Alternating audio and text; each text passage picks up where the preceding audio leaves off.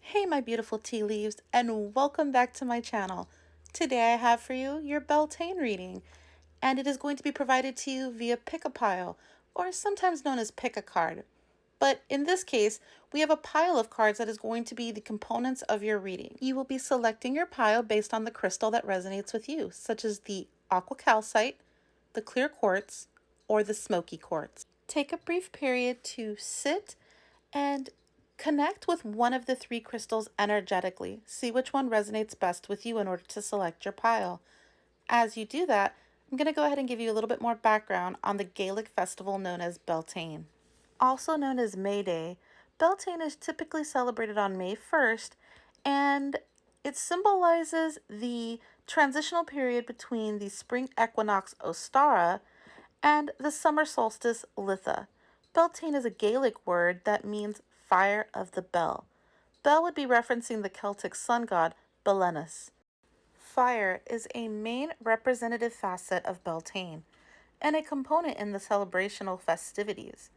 Many light large bonfires, and some even jump over and through the fire in order to purify themselves and grant good fortitude for the up and coming months.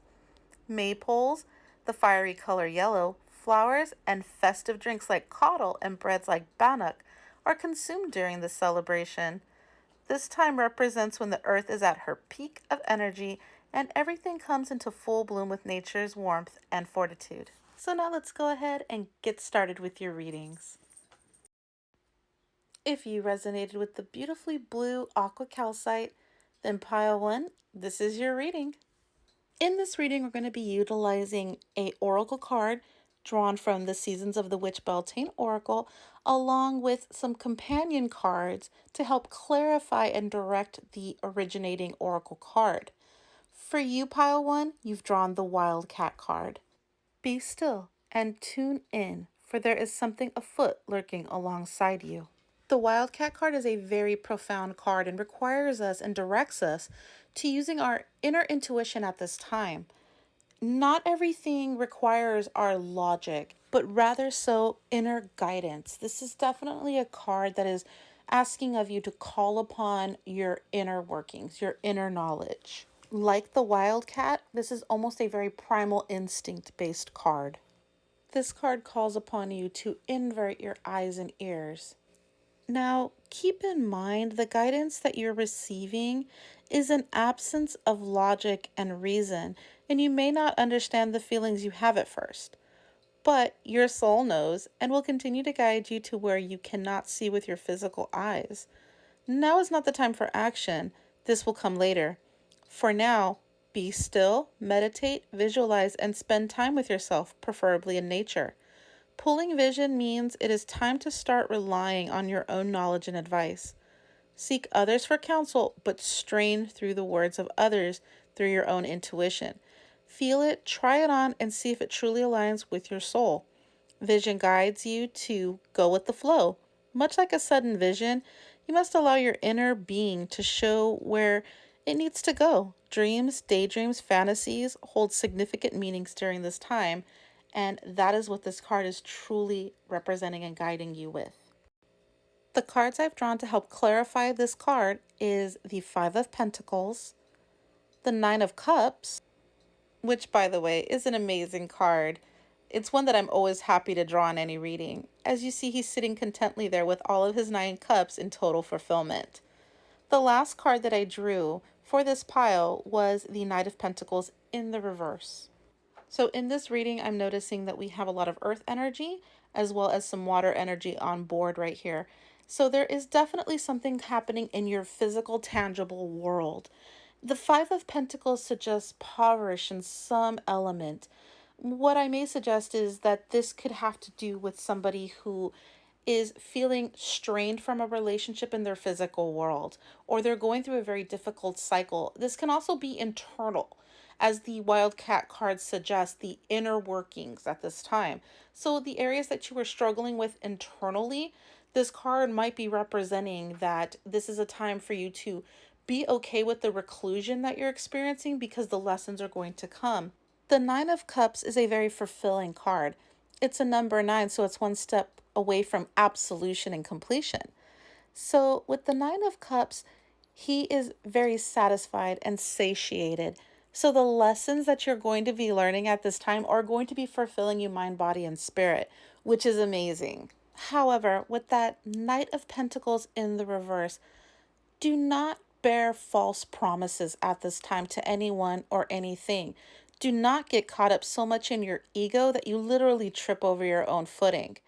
This is a very big time for you to grow introspectively, but do your best not to take it into a place that it is feeding a negative or more of your egotistical cycle. You really want this to enrich you in every aspect of your life, but remain humble. It can be difficult when you feel like you have gained that sense of knowledge or that sudden sense of clarity. It's very, very uplifting, as I'm seeing with those Nine of Cups, but make sure that you're really, really balanced with your earth energy, so your grounding energy as well. Be sensible, be humble, keep your knowledge to yourself, as there's only one person that your inner workings is going to be able to fortify, and that is you. Okay, pile one, that was your reading. Hopefully it helps. See you next time. Hey there. If you resonated with the clear quartz crystal, then pile two, this is your reading. Pile 2, we're going to be starting off your reading with a single oracle card drawn from the Seasons of the Witch Beltane Oracle. This oracle card is going to represent the main focal point of this reading and the energies within. Next to it, I will have drawn 3 tarot cards to use as clarifiers to help better direct the energy that is represented through the oracle card. The oracle card that was selected for your reading is the Orgasm card. Trust your body, elevate your spirit, open the gates to your renewal. The orgasm card is definitely one of profound and prolific sensations. At this time, you may have gone from a period of dormancy to one of sudden influx of emotions and vitality and experience and creativeness. Guides may be speaking to you through nature and symbolicism therein. So at this time, it is very important to keep our eyes and ears and all sensations open and receiving at all times.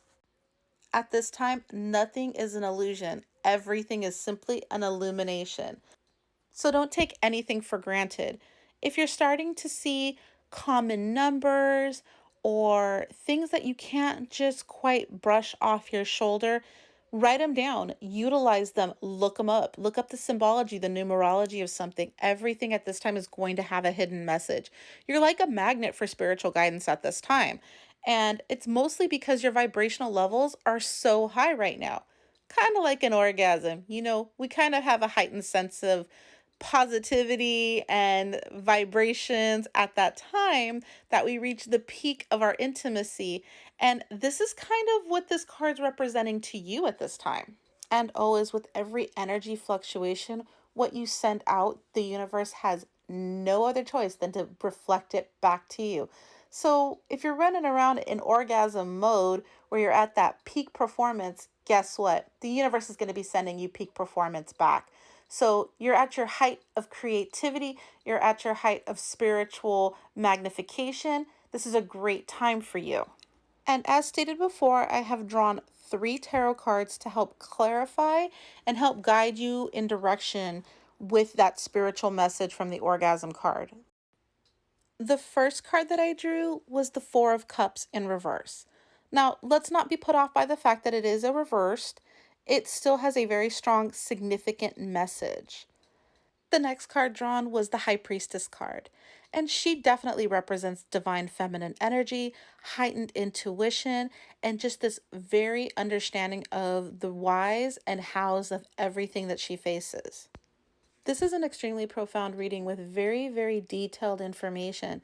And if you notice that with that High Priestess energy at the center and the Four of Cups in reverse, you are no longer focusing on things solely as they are being represented, but knowing that there is more to every story, there is more to every situation than meets the eye.